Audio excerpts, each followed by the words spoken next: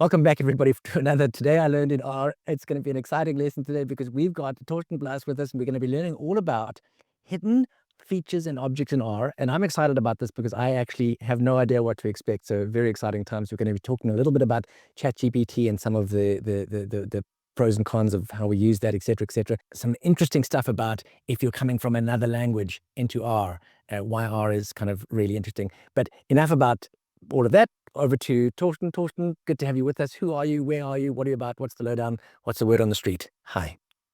Yeah, excellent. Thanks. Thanks for having me, Andrew and Greg, being part of this series. Thanks for the invitation. I've been following your channels for a long time and found the videos very helpful, also as a motivation to see what's possible on YouTube when you produce great content. So, Thanks very much. And glad to have you here. Andrew, lovely to see you as well. And by the way, Torsten's channel is the Data Digest. We'll have a link in the description below. So go and check it out for sure. For sure. okay, so I would like to show two things. One is a hack that I often use, and then the other one is about how you can investigate the functions that you use for some statistical tests. So you know that when you use 1:10, it produces this sequence from 1 to 10. But also in the background, it creates an object that you can summon when you type .la. You see that there's something called last value that gets created as an object before the expression is then printed to your screen. And when I hit tab, it's there, so you don't have to always type the whole thing. And it's just what I created. And I find that helpful at different occasions. One is if you create a test sequence, for example, and you say, give me from 1 to 30, all the numbers in steps of 3, and you assign it to this test sequence object, you don't really see what happened. Yeah. It's just there. And when you type in .la and then the tab key, you see, okay, it goes from 1 to 28 in steps of 3. Maybe it's not what you expected. And Okay, I'm already learning stuff because I didn't know any of this. So this is amazing. Thank you, Torsten. Brilliant. Absolutely amazing. great. I hope it gets better even. Yeah. There is one hack when you put parentheses around your assignment line, then it will print whatever you created by default. But it's a bit clumsy to have these parentheses in your script. Yeah, So I agree. some ways I use that, for example, when I investigate new functions or I need a refresher on something like a t-test where you compare two vectors, two different distributions from 5 to 15, you get this result, right? It gives you the average of x and y, and it tells you that there's a difference of 4 with a 95% confidence interval ranging from -7 to -1. It's not including 0, so hypothesis gets rejected and you get a p-value less than 5%. And sometimes I'm in the flow and I just want to do structure.la to see or remind myself of, well, how exactly are these results hidden in the background? So for example, then I can go up and follow up with .p-value if I need that exact p-value somewhere in my markdown script, and then I can extract it. But sometimes I don't know how exactly was that written, and then I use the structure on last value. Right. Absolutely fascinating. Okay, I've learned more. My brain is filling up, Torsten. Keep going. This is great. Quick question about this. Do you know if this has like sort of always been there, or is this something that's been added in recent years, or would you even know? It's part of the base package. Yeah, no, That to help. can tell. But That's very cool. Very cool indeed. Love it. So similarly, you know that the linear model, when you can predict the mileage of a car based on its weight from the empty cars data set, you get the intercept and the slope. So you start at some value, and then with every 1 unit of weight, you decrease by 5 miles per gallon. But usually we use those with the summary. So you could do summary last value. Of course, there's always the chance to use your arrow key up and then pipe it into summary, or you use the base pipe signal that we now have. This all works. When I then see the summary of my linear model, then when I'm in the flow, I just type structure last value to again get all these results. And then I can go up, and I learned that the R squared value that explained how much variance gets explained by this one simple factor is already 75%. So I just like it. You can even use it if you in the process of creating plots and then you're adding another theme or you turn something to log scale, then you could save your last plot with also last value, turn it into a PNG or a JPEG file. So it works for plots, for expressions. Absolutely lovely. Yeah, yeah. Did So not know any of this. So do you have any love it. maybe keyboard or shortcuts? Do you use like Control 1 to switch to the script console? I or do used to you do a use little bit mouse? of that. I used to do a little bit of that, but not so much anymore. But I did find that quite useful when I was in the habit of doing it. Yeah. And yourself, It- Andrew? It's funny you would mention that because I'm very poor also in using those keyboard shortcuts. And I've kind of come face to face with this lately because one of my students actually brought me sort of, I don't know if it's a posit cheat sheet or something else, but a list of all the keyboard shortcuts that exist in our studio. And my jaw just kind of dropped and I realized how much unnecessary clicking I'm doing. Yeah, I think with me, what's slowing me down when I'm doing coding isn't so much that I don't have a shortcut for the keyboard, but that I usually don't know what I'm doing, and I'm like staring at the screen, scratching my head. That's most of my time is spent feeling a little bit confused. But I must say, I do when I watch people that are much better than myself at coding, kind of flipping around on the keyboard. It does look very impressive. You can see how it's a big time saver. Yeah, no, that's One fantastic. thing that like if you delete something one character at a time, you know that when you hold the Control key, that it goes word by word. Huh. Oh, I did That's not know that. and it also works if you use the arrows. So now when I use the left arrow, I go character by character, but with the Control key, I jump to different sections. Also very useful. This is really helpful. These are great. No problem. Okay, so then the second part, if I may. Yes, please So do. I was brushing up on my statistics, going to this intuitive biostatistics book that is focusing more on intuition about all the statistical tests and approaches and not so much on the math and the programming. I must tell you, Torsten, when you told me about that book, I bought it. I have it now, and I'm looking at it myself. So thanks for the suggestion. I'm reading it now myself. Say the name of the book one more time for us all, please, because I don't know it. Intuitive biostatistics, Yeah. a non-mathematical guide to statistical thinking. That's great because we're in an era where it's not like we need to do any of the math ourselves. Obviously we're sitting here on R, but the understanding has gotten even more important. Yeah, 100% agree. Exactly. And the chapter about confidence intervals for proportions, I found the following. So we all know the prop test where it's about the binomial distribution. So you're either a 0 or 1, false or true, yes or no, heads or tails. And it expects a x, how many successes there are, like positive tests, and a sample size. So let's say 9 out of 10. And then you get an estimate of the proportion, 90%. It assumes a null hypothesis that is 0.5, like a fair coin, and it realizes 9 out of 10 times I give you a confidence interval of 0.54 to 99, not including the zero, so a positive p-value.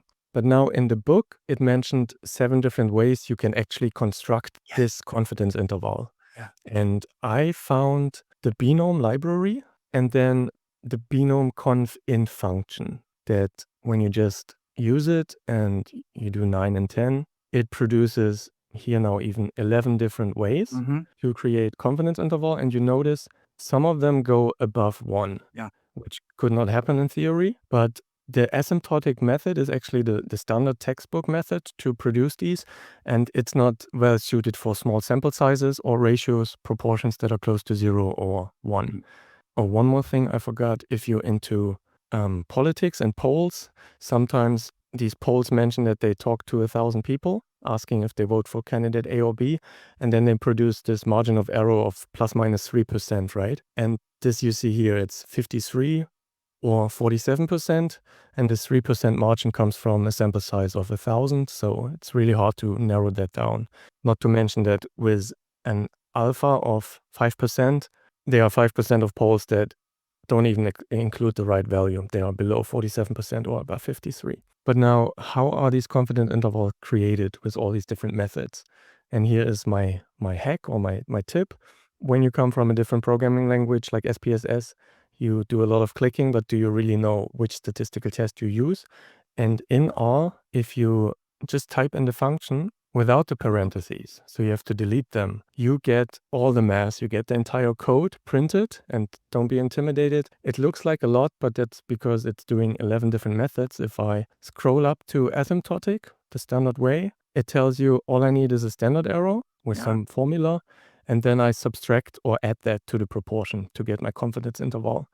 That's all. The Z value, it also explains how it creates that, because you give it a confidence level like 95% or 99. It produces the alpha, and based on that alpha, it uses the Q-norm function to get this critical value to know, okay, everything lies within 2 standard deviations or 3. That's how you get your Z-score, and that's how this is produced. And now comes the bummer. So first of all, if you do the help on this function, it tells you that the asymptotic one is the textbook definition, and then it mentions another method with the link to Wikipedia that gives you the function. It's a bit complicated, but what I want to mention is that in the book, it gives you the formula of this modified better version that takes into account that this standard confidence interval is probably wrong. It goes over 1 and all the others go more down to 0.5. So this asymptotic method is also called the Wald method, and this is the modified Wald. And in the textbook, the modified Wald is declared as add 2 to the successes and add 4 to the sample size. And this is only correct if you go for the 95% confidence interval. If you use 90 or 99, it's actually not 2 and 4, but,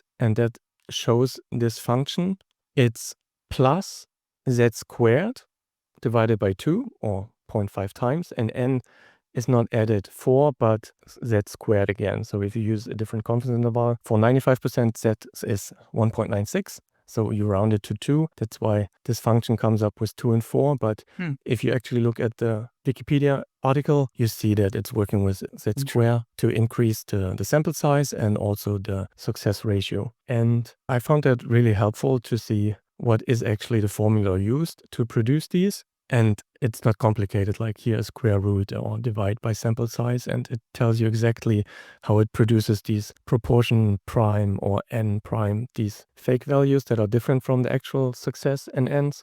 And that works for most of the functions. Like some of them, they are quite complicated, but it's nothing that you couldn't go through line by line and learn. You could really learn what is actually the Yates correction in the proportion test. And one point I want to make with regards to ChatGPT, when I tried to learn something new about like interactive tables, the reactable one, I would ask questions about how to modify stuff, and it would give me function arguments that didn't actually exist in the function.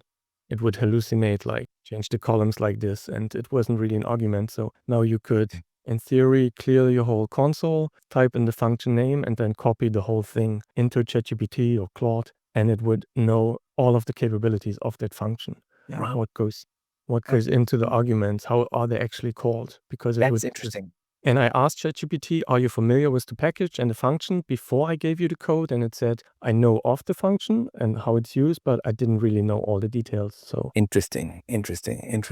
Very interesting. And I think I'm trying to remember if it's exactly in the Elmer package, which is the sort of Hadley package for interacting with LLMs. I think it has a capability where you can say, look at the help file for these functions. If not, then it's one of the sort of ancillary things probably that that Posit puts out, like the BTW package or whatever. yeah, you're right. The LLMs tend to do better on things that are like more commonly used, and so library that isn't one of the sort of big Posit packages, for instance, it's probably going to have a higher chance of hallucinating on. And sometimes you might encounter a function that will not give you the code, but then you can use get anywhere. Like there's a command get anywhere median default, and then it tells you, usually it just does some checks, hey, are these numbers? And then it just sees if it's an odd number or an even to see where it has to cut to get the median. And some functions, like the correlation function, it goes down to a call to C code where it tells you, hey, this is a complicated function, a correlation with a standard deviation. And so I refer to a C+ code. Yep. This is such a good way of learning to code better. I mean, in addition to learning the stats better, I think that seeing the way that other people who are presumably experts have done this can just improve your own coding so much. I know that's one of the main ways I've learned. Well, I love that when we were just getting ready to go live on this, Andrew, you said, oh my goodness, we're going to nerd out. And Oh, yeah, it took a while because this is like absolutely up your street. I mean, deep in the math. Gosh. You know, looking at binomial confidence intervals or confidence intervals for proportions, I mean, it is a deep well. And I can tell you that the sort of stuff that is taught in like stats 1, where you do like a normal approximation, it's what's called asymptotic here. Mhm. Those are actually like really terrible confidence intervals. And you mentioned a couple of the reasons, Torsten, but also, even if you do have proportions somewhat near the middle, even if you do have large sample sizes, the confidence levels that you're saying you're getting are kind of reliably wrong. Right. You never quite actually get a confidence level of 95%. And just making the sample size larger doesn't usually fix it. Wow. Because the underlying distribution is not really normal. There's issues with the discrete nature of the binomial distribution.